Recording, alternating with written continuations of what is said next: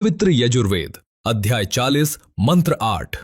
यजुर्वेद का ये मंत्र कहता है, उस परमात्मा को अस्नाविरम कहा गया है, अर्थात वो बिना नाड़ियों वाला है।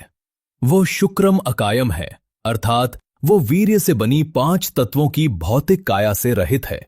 उस परमात्मा का नाम कबीर देव अर्थात कबीर परमात्मा है। उस परमात्मा को कबीर मनीषी कहा गया है, अर्थात कबीर परमेश्वर पूर्ण विद्वान है। वही परमात्मा व्यदधाता है, अर्थात सर्व ब्रह्मांडों का रचनहार है।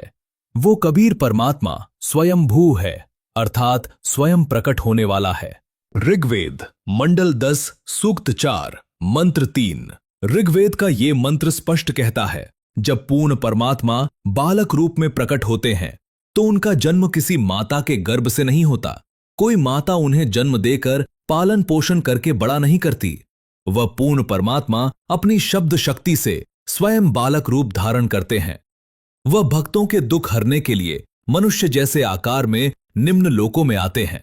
वह काल के कर्म बंधन में बंधे प्राणियों को शास्त्र विधि अनुसार साधना बताकर पूर्ण रूप से मुक्त कराते हैं। यजुर्वेद अध्याय 5 मंत्र 1। और यही यजुर्वेद 2 बार स्पष्ट कहता है कि परमात्मा का शरीर है। वो सनातन पुरुष सबका पालन पोषण करने के लिए एक दिव्य प्रकाशमय शरीर रखता है, अर्थात परमात्मा साकार है और शह शरीर आता है। ऋग्वेद मंडल 9 सूक्त 82 मंत्र 1। और ऋग्वेद का ये मंत्र उस परमात्मा का रूप तक बता देता है। वो राजेव दसमह है, अर्थात राजा के समान दर्शनीय।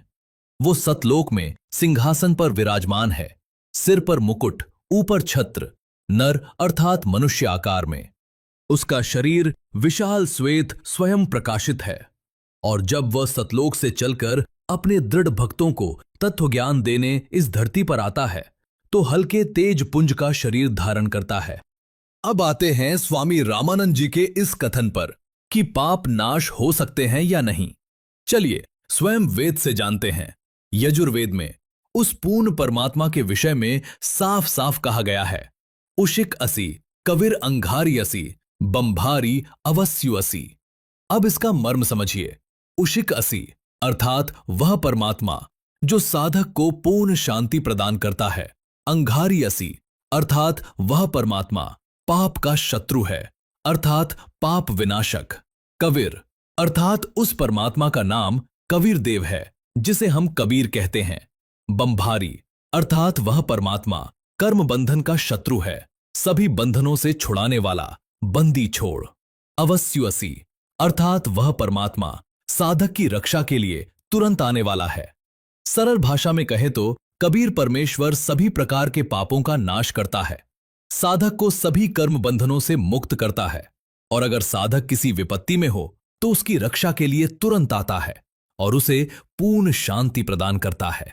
पर इस सत्य को उस समय के ऋषि महर्षि समझ नहीं पाए, क्योंकि ऋषि महर्षियों के पास वो तत्व ज्ञान नहीं था जिससे परमात्मा को पहचाना जाए। यही भूल सदियों तक चली आई और स्वामी रामानंद जी जैसे महान विद्वान भी इसी अधूरे ज्ञान की सीमाओं में बंधे हुए थे।